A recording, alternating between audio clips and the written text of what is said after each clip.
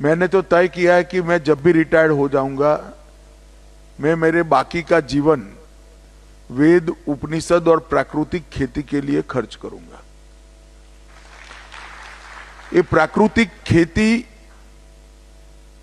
ये इस प्रकार का एक वैज्ञानिक प्रयोग है जो कई प्रकार के फायदे देता है।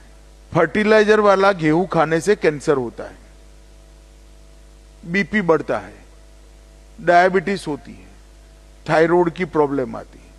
शुरू में तो हमें मालूम नहीं पड़ा।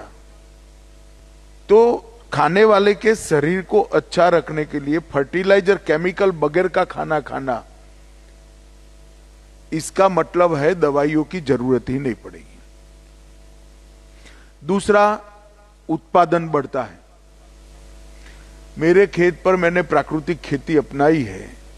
आज मेरे उत्पादन में लगभग 1.5 गुना बढ़ोतरी हो चुकी है।